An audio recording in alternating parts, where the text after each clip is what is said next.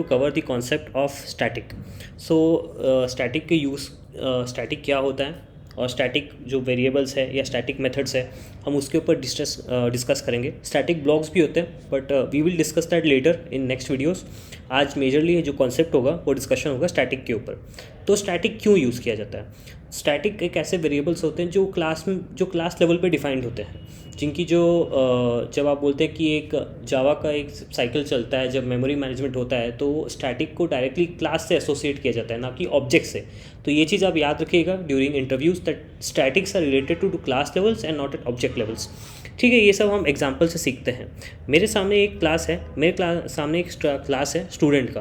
देखो जैसे कि आप एक कॉलेज में पढ़ते हैं, तो एक कॉलेज में डिफरेंट काइंड ऑफ स्टूडेंट्स बहुत सारे स्टूडेंट्स होते हैं. वो अलग अलग स्ट्रीम से रहते हैं. इनकी जो स्टूडेंट आईडी रहती है या नाम होता है वो अलग रहता है, बट कॉलेज वेरिएबल हमेशा सेम रहता है. जैसे कि इधर आप देखें, हमारे पास ना आईडी है, नेम है और कॉलेज है. बट नेक्स्ट क्वेश्चन ये है कि अगर मैं जैसे इसको यहाँ पे सेट कर देता हूँ इस कंस्ट्रक्टर के अंदर, जिन को कंस्ट्रक्टर्स के बारे में नहीं पता है, आप मेरे कंस्ट्रक्टर्स की वीडियो के बारे में जा सकते हैं. उधर हम बहुत सारे कॉन्सेप्ट के ऊपर डिस्कस करते हैं, आप वो जाके चेकआउट कर सकते हैं. It will help you a lot. So let's get back. तो यहाँ हमने सेट कर दिया. अब हम जब डिस्प्ले करेंगे, इधर ये कंस्ट्रक्टर है तो यहाँ पे चेंज कर रहे हैं. हम कॉलेज का नाम टेस्ट दे रहे हैं, टेस्ट, और यहाँ पे भी है टेस्ट. ठीक है, इधर मैं हटा देता हूँ एक बार के लिए इसको. All right. सो नाउ अगर मैं इसको रन करूँ, यहाँ पे एक डिस्प्ले मेथड है जो कि एक्चुअली इस चीज़ को डिस्प्ले कर रहा है. तो अगर आप देखें यहाँ पे हमारे पास है ओके कुछ प्रॉब्लम हो गया लगता है हमारे पास. कुछ नहीं, प्रॉब्लम कुछ नहीं, हमने s1 डॉट डिस्प्ले मेथड को कॉल नहीं किया. So we are calling the s1 dot display and s2 dot display. अगर आप इनको रन करेंगे आप देखेंगे हाँ हमारे पास स्टूडेंट है, जिसकी आईडी है. अब आप थोड़ा सा स्पेस दे देते हो ताकि फॉर बेटर अंडरस्टैंडिंग, ना फिर कंप्लेन करोगे कि सर भाई समझ में नहीं आ रहा है ये चल क्या रहा है, स्पेसिंग अच्छी से नहीं हुई है. ठीक है, hopefully this will be better. या तो आप देख सकते हैं एक स्टूडेंट आईडी 1 है, स्टूडेंट 1 है, और उसकी टेस्ट है उसका कॉलेज दोनों की सेम ही है. ऐसे हम जितने चाहे ऑब्जेक्ट्स क्रिएट कर सकते हैं जिस हिसाब से स्टूडेंट नंबर्स होंगे, और उस हिसाब से हम आगे बढ़ सकते हैं. बट मेन क्वेश्चन ये आएगा आप लोग का कि भाई अगर सर कोई ऐसा तरीका नहीं जिससे हम कॉलेज को सेम रखें. बिल्कुल, कॉलेज को सेम रखने के लिए इसलिए एक मैजिक कीवर्ड है स्टैटिक. स्टैटिक की कीवर्ड है जिससे वो वैल्यू सेम रहेंगे. हर स्टूडेंट के लिए एक कॉलेज की वैल्यू सेम रहेगी. अब हम इसको कंस्ट्रक्टर को हटा सकते हैं.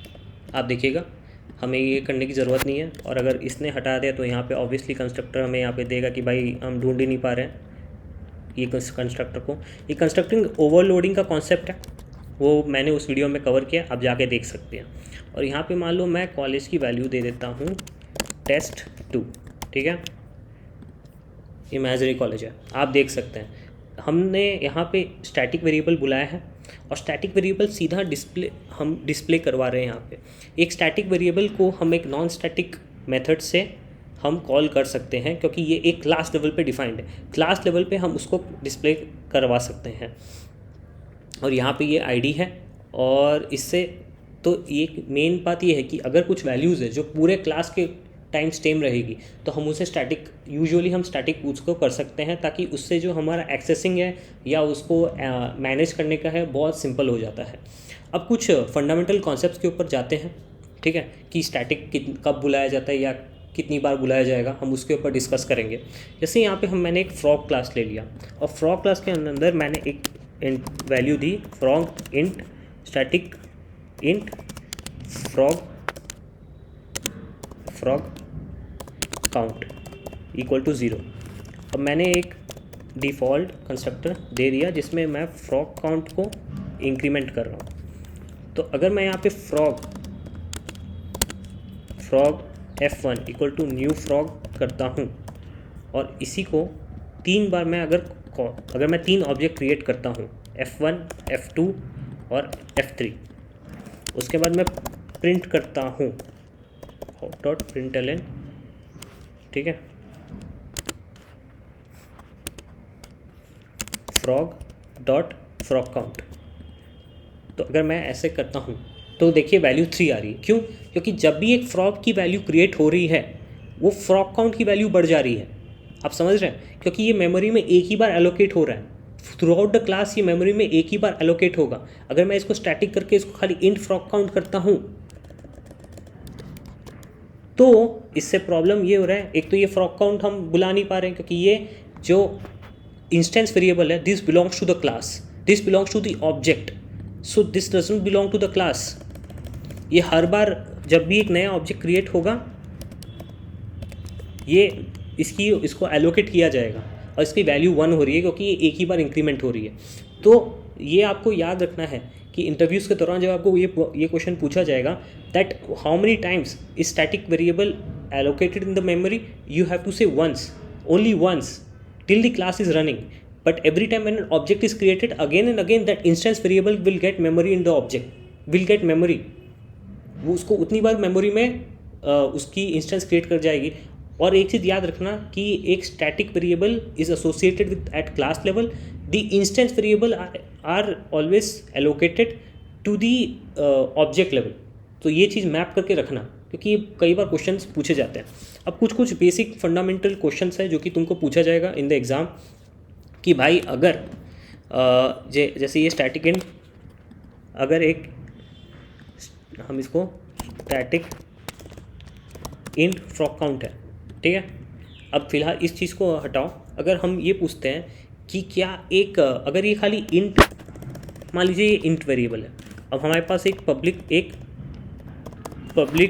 हमारे पास एक स्टैटिक वॉइड डिस्प्ले मेथड है।